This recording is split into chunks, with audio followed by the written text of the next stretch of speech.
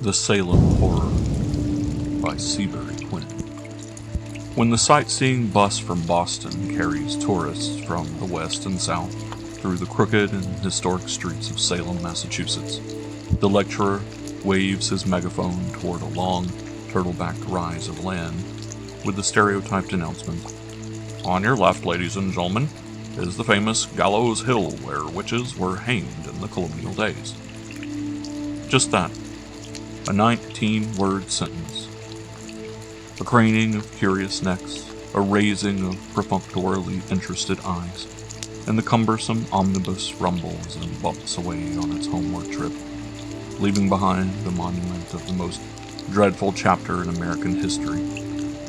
A spot accursed to this day by the blood of innocent victims of fanaticism. A landmark bearing testimony to the terrible conflagration kindled by the effort of a bigoted, ignorant, self-righteous man to reassert his sway over the community and retain the pitiful salary of a parson in a small and none too thriving colonial church. Let us push back the hands of the clock 2.5 centuries. Salem Village, small, but even now prosperous, clings to the rocky promontory jutting Europeward into the Atlantic Ocean. A few substantial houses of clapboard, fewer mansions of brick, brought as ballast and ships from England, and a foursquare white-doored church. 4 men, heavily cloaked against the shrewish October wind, stride determinedly through the narrow, unpaved street, talking earnestly. They are Joseph Parker, Joseph Hutchinson, Joseph Putnam, and Daniel Andrews, all freeholders in Salem Village, appointed at a recent town meeting to consider ways and means for adjusting the controversy raging between the Reverend Samuel Parris, pastor of Salem Village Church, and his congregation. 2 years before, the Reverend Mr. Parris was called to the pulpit of Salem Village Church in an effort to heal the dissension cleaving the congregation. In settling in his position, the reverend gentleman drove a hard bargain with his people, extracting and paying the last brass farthing the congregation could raise. Since his installation, he had intrigued continually for greater power in the community.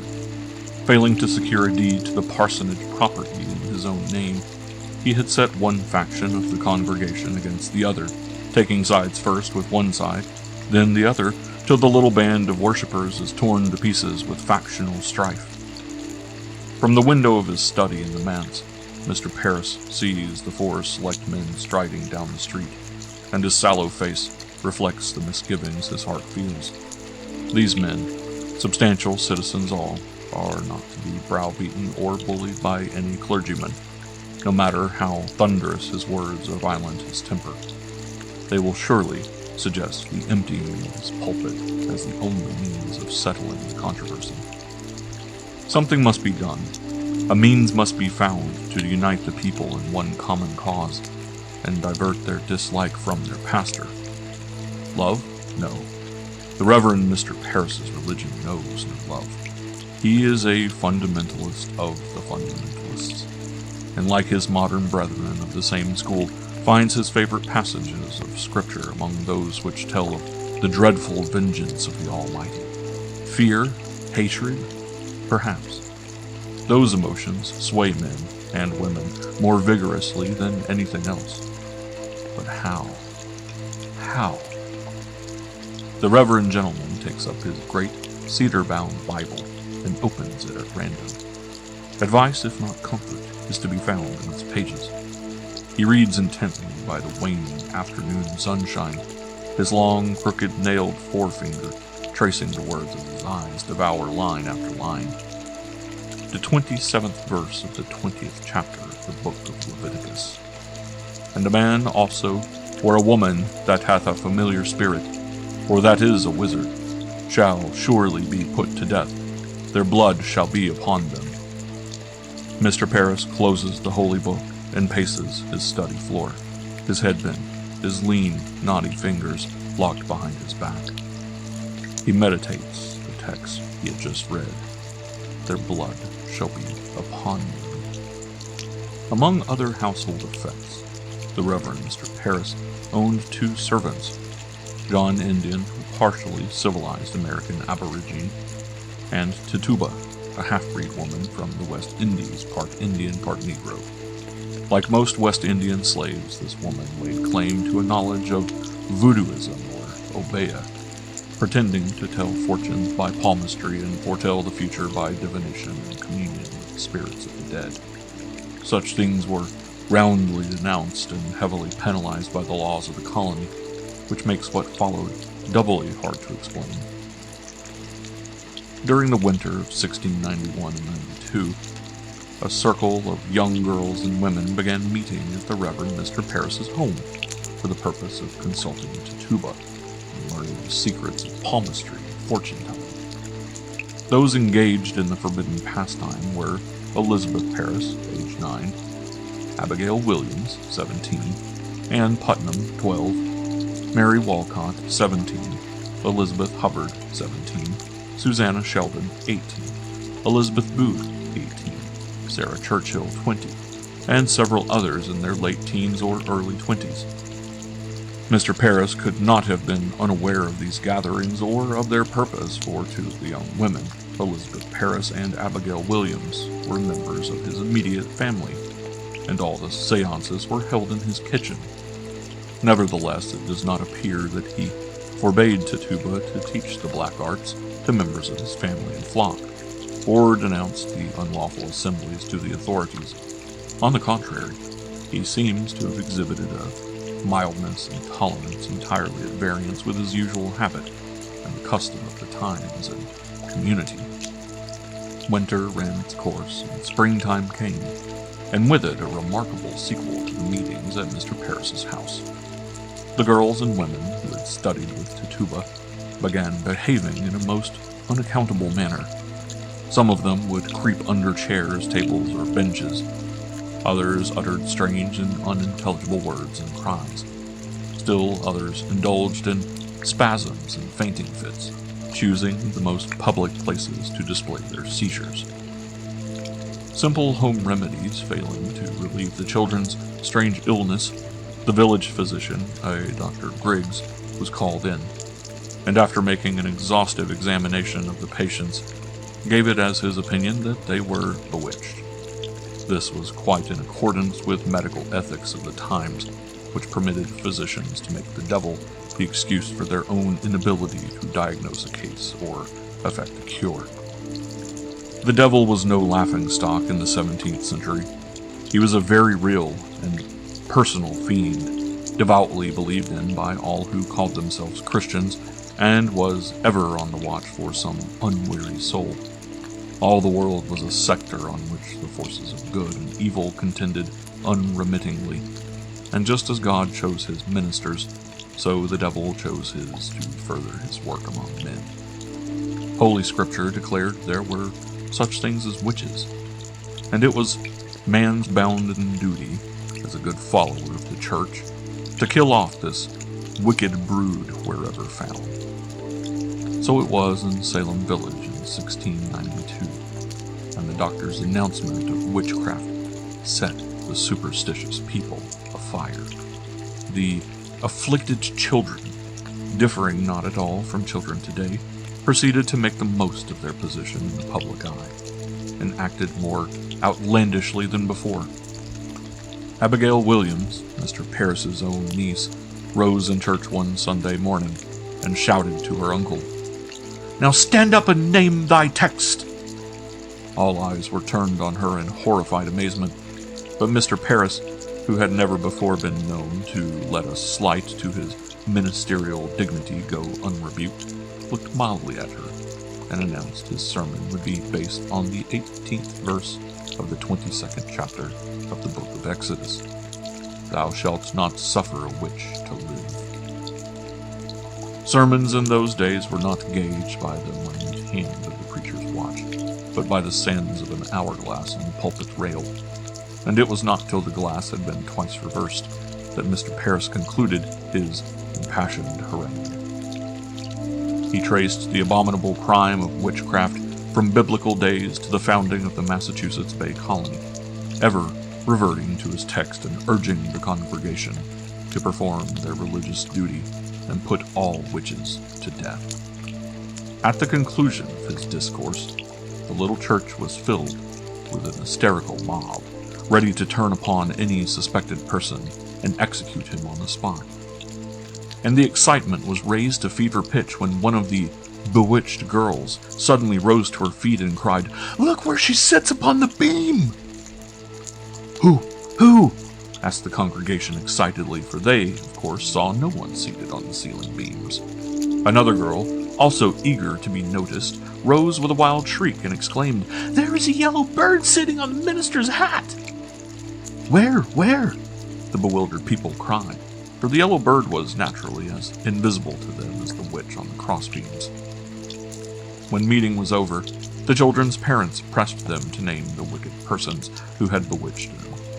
But here the girls became vague, contenting themselves with rolling their eyes, uttering terrified cries and pointing distractedly at terrible sights visible only to themselves. The afflicted children were hurried to the parsonage, where their parents besought Mr. Parris to pray for them. Dismissing the elders, the minister locked himself in his study with the bewitched persons. At the end of an hour, he opened the door and announced the children had accused Sarah Good and Sarah Osborne as the witches who had cast the spell upon them. Sarah Good was a poor, friendless old woman, subsisting largely on the charity of her neighbors. Sarah Osborne was nearing 80 years of age and had been confined to bed by a lingering illness for several weeks. Both of these hapless creatures were dragged to the church, where a tribunal of clergymen, hastily summoned by Mr. Parris, bullied and hectored them for hours on end. No third degree imposed by modern police ever approached the methods employed by these godly men in attempting to extort confessions from two distracted and friendless old women. But the prisoners stood firm in maintaining their innocence. Then it was that Mr. Parris took counsel with the bewitched girls again, exhorting them to name some other witch responsible for their agony. Soon he returned with the scandalous intelligence that Tituba, his own slave, had been denounced by the afflicted children. Tituba was hailed before the meeting, but her terror was so great that no intelligent answers could be extracted from her.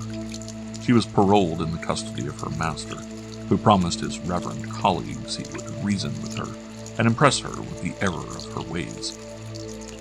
Years later, when she had been sold to another master, Tituba, then an old woman, told of the terrible beatings administered by her reverend owner.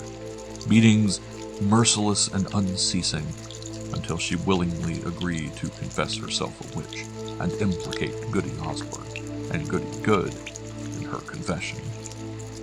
Before a court composed of John Haythorne and Jonathan Corwin, the two leading magistrates of the neighborhood, assisted by Mr. Parris and several other eminent divines, Tituba gave her testimony. The devil, she said, had appeared to her and asked her to serve him. She agreed to do his bidding and was told to attend a witches' meeting in a nearby wood.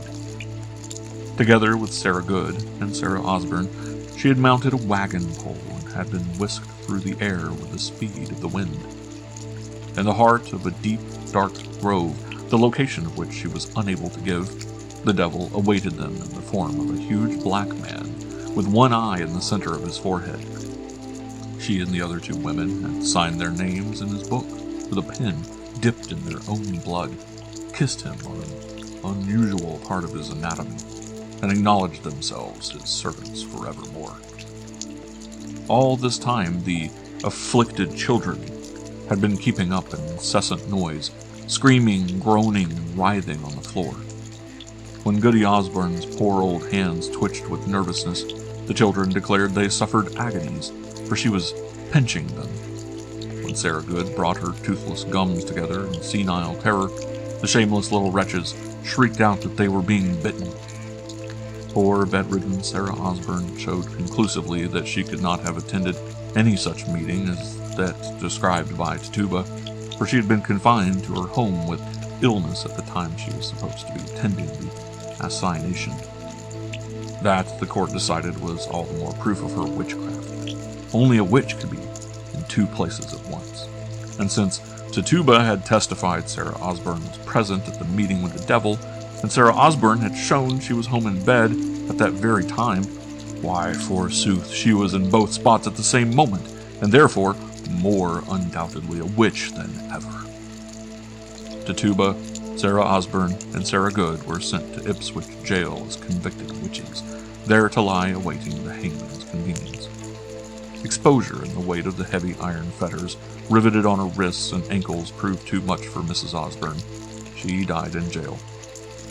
Tituba, because she had confessed, and especially because she had made the other two women's conviction possible, was granted a pardon and sent to Boston to be sold as a slave, where it was supposed she would fall into the hands of an owner who would take her and her power for working evil far away from Salem village. Perhaps the fact that her removal would prevent her babblings from connecting the Reverend Mr. Parris with the inception of the witchcraft prosecutions might have had some weight.